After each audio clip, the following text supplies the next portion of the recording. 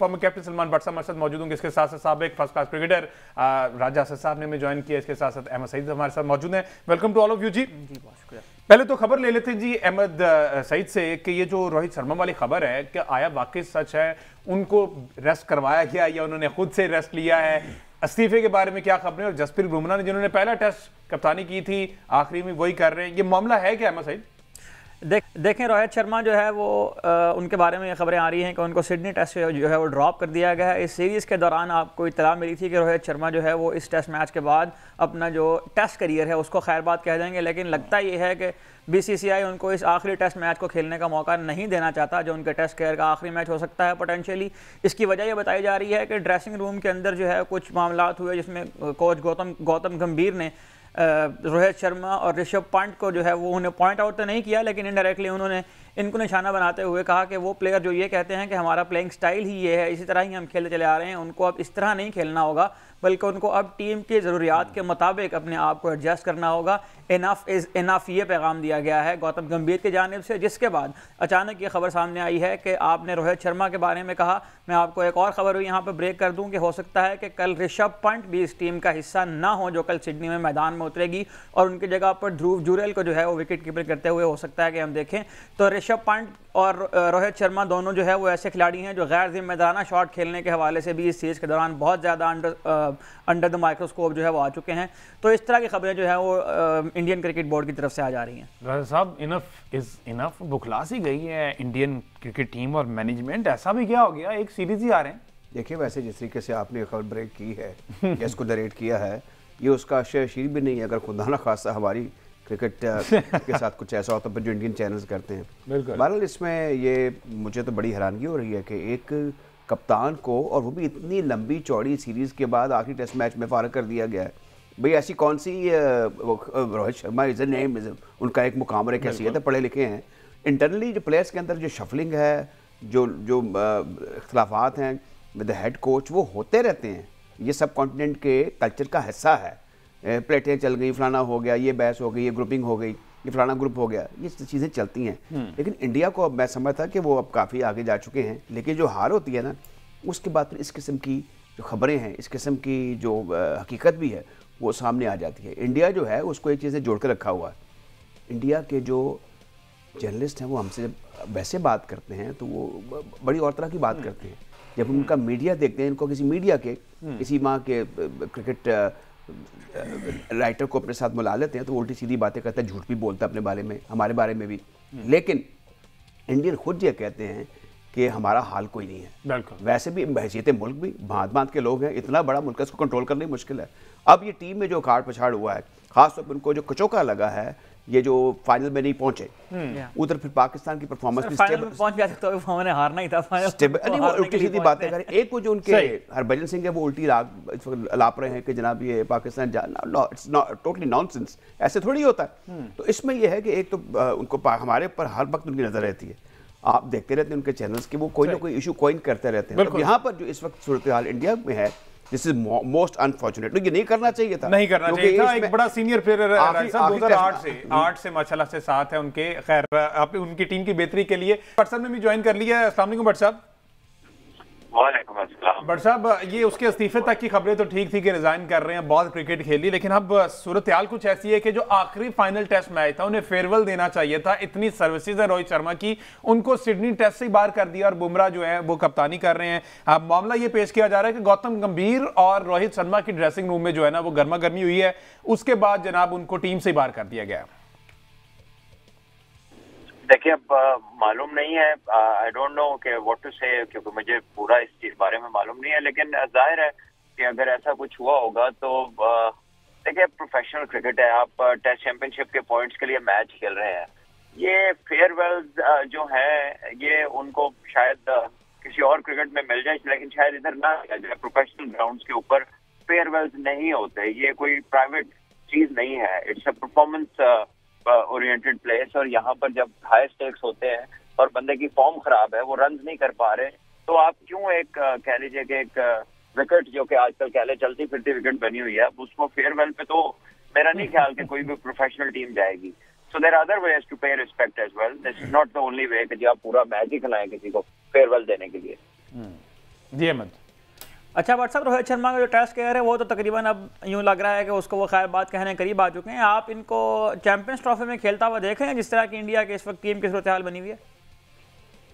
देखिए वो entirely different affair है और जिन कंडीशंस में है वहाँ पर बहुत आसानी है रन करने के लिए और प्योर बैटिंग कंडीशंस होंगी और उनके तो सारे मैच एक ही ग्राउंड में है दुबई स्टेडियम के अंदर। तो वहाँ पर उनका खेलना जो है वो कोई मायूब भी नहीं होगा, कोई ऐसी बात नहीं होगी। बिल्कुल डिफरेंट क्रिकेट है, उसमें उन्होंने टीम को लीड भी अच्छा किया है, रन भी किए हुए हैं। पिछले वर्ल्ड कप में आप उनकी परफॉर्मेंसेज देख लीजिए, व्हाइट बॉल में ओवरऑल देख लीजिए, तो उसमें इतना मायूब नहीं होगा। अच्छा एक मैं अगर हम व्हाट्सएप से ज़रा शेयर कर लें, कभी ये मैंने नहीं देखा जो बड़े मुल्क हैं ख़ासतौर पे उनका अगर जिक्र किया जाए, बड़ी ऑर्गेनाइज क्रिकेट होती है, BCCI का बसीयत बोर्ड एक मुकाम है कि कप्तान बनाया जाता है पूरी सीरीज़ के लिए। ये तो नहीं कहा जाता कि आपकी अगर सीरीज़ ख़राब हुई तो आप फारग हैं। और इतना क्या झगड़ा उन्होंने कर लिया होगा कि उनको आखिरी टेस्ट में कहा जाए, जो खबरें आई हैं और जो भी अहमद सईद साहब ने डिटेल भी इसकी बताई है कि उनको फारग कर दिया गया है। तो ये बड़ा बुरा शगुन है इस टेस्ट मैच के लिए जो कि सिडनी में होगा और उसके बाद जो आने वाली क्रिकेट है from the Indian point of view. तो आप क्या समझते हैं ये जो कुछ खबरें आ रही हैं on the face value of it, ये क्या तासुर जा रहा है? देखिए अगर तो ये खबर सच्ची है तो फिर तो बड़ा सैड है, फिर तो ये जेन्युइन कंसर्न्स है।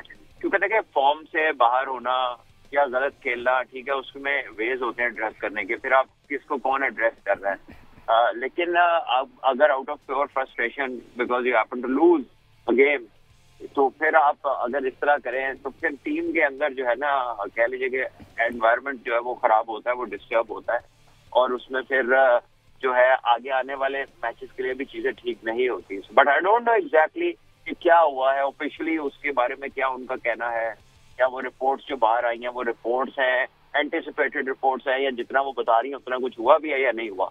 ये भी हो सकता है कि रोहित शर्मा ने खुद ही फैसला किया हो कि मैंने अगला मैच नहीं खेलना।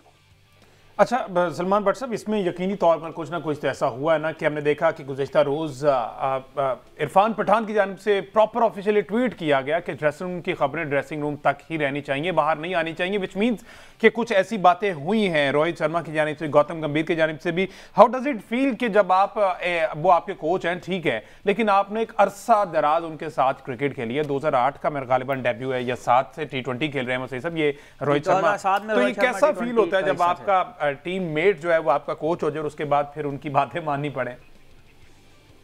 देखिए ये इसीलिए जो है ना, इसमें एक गैप का आंसर होना चाहिए, एक टेम्परामेंट का आंसर होना चाहिए। और आप देखिए कि राहुल द्रविड़ जो है वो एक बिल्कुल सीनियर प्लेयर की हैसियत से उनके साथ खेलते रहे और उनका जो टेक ओवर था वो ज्यादा मानी गया था। जब आप तकरीबन एक ही जैसे प्लेयर्स एक ही टाइम के खेले हुए हों तो फिर ये चीजें थोड़ी मुश्किल हो जाती हैं टाइम्स मैनेज करना, क्योंकि आपकी बात का वो वजन नहीं होता सामने वाले के ऊपर। तो ये चीज है जिसका हमें भी पता है कि यहाँ पर कोई बड़ा तजर्बा नहीं गुजरा। पाकिस्तान में भी जब इस तरह की डिसीजन लिए गए थे तो वहां पर भी अब ये डिसीजन हुआ है, तो कोई चीजें जो बाहर आ रही हैं वो कोई बहुत ज्यादा पॉजिटिव तो नहीं है। अच्छा तो बट साहब आपको नहीं लगता कि जिस तरह की अभी ये खबरें आ रही हैं कि ऋषभ पंत को भी बाहर बिठाया जा रहा है, कीपिंग कोई और कर रहा है, तो ये जल्दबाजी के फैसले शायद इंडियन टीम पर भारी पड़ जाए सीरीज बचाना? क्या ये सीरीज बिल्कुल हाथ से गवा दें, सिर्फ एक ही मैच जीते? यार पंत वाली बात तो बिल्कुल ही अजीब लगती है। यानी पंत जो है वो पहले कब उन्होंने सीधा खेल के कोई 100 किया? वो तो ऐसे ही शॉटें खेलते हैं। कोई बता दीजिए ना, जितना मर्जी प्रेशर हो, टीम का जो मर्जी हालात हो, वो तो अपने उसी किस्म के स्कोरिंग शॉट्स खेलते हैं। तो उसने क्या नया कर दिया जो इन्होंने नया तरीके से उनकी तरफ देखना शुरू कर दिया है? तो ये तो मुझे मालूम नहीं है, क्योंकि ये जो है जाहिर है अगर टैलेंट का पूल बहुत ज्यादा है, अगर आप नए प्लेयर्स को चांस देना चाह रहे हैं, आप चाह रहे हैं कि कोई और भी ऑस्ट्रेलिया में एक्सपीरियंस ले ले, तो इफ यू थिंक के सीरीज बराबर नहीं हो सकती तो फिर तो वो चेंजेस समझ आती हैं। लेकिन सीरीज बराबर भी हो सकती है, वाइल्ड पॉसिबिलिटीज आगे जाने की भी हैं, तो फिर इतनी उखाड़ पिछाड़ जो है वो फिर तो वो गलत तरफ इशारा कर रही है ना। इसका मतलब है कि वो आप किसी से मूव ऑन कर रहे हैं और दूसरी तरफ देख रहे हैं। अच्छा इसका जो पैरानॉय है ना एक इंडियन क्रिकेट का या एक डिलेमा है, वो ये भी है कि वो इस वक्त अपने आप को समझते हैं कि वो सिकंदर आजम की तरह सारी दुनिया की क्रिकेट को फतह करना चाहते हैं और वो उनके लिए ये बात नाकाबिले बर्दाश्त है कि वो ऑस्ट्रेलिया जैसे मुश्किल तरीन मुल्क में जाकर सीरीज जब वाइट वॉश करेंगे, जीतेंगे और अदर वे अराउंड कोई चीज़ें होनी नहीं चाहिए।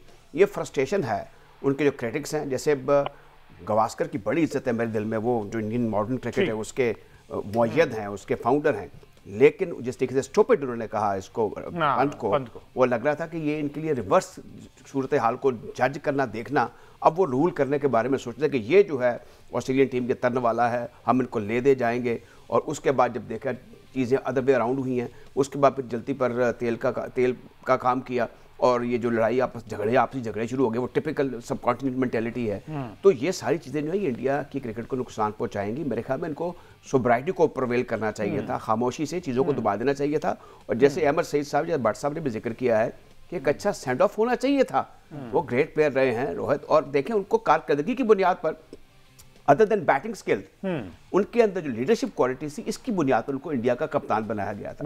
अब एक लड़ाई हो गई, उसको दबा देना चाहिए था। अब बोर्ड किस लिए होता है, बोर्ड का चेयरमैन किस लिए होता है कि वो सारी चीज़ों को मॉनिटर कर रहा होता है। सदर दफ्तर को रिपोर्ट दी जाती है, वहाँ पर बैठ के फैसला किया जाता है कि आप शटअप कॉल है, आप इस मैच को अच्छे तरीके से खेलें, जीते या हारे। लेकिन इस किस्म की चीज़ जो है उसको सेट बाहर बैठाना उनको, और ये खबरें साथ लिंक हुई इसमें BCCI का कोई देखें हैंड आउट जिसे हम आजकल कह रहे हैं, जो प्रेस रिलीज है वो भी नहीं आया कि क्यों उनको बाहर बैठाया गया है।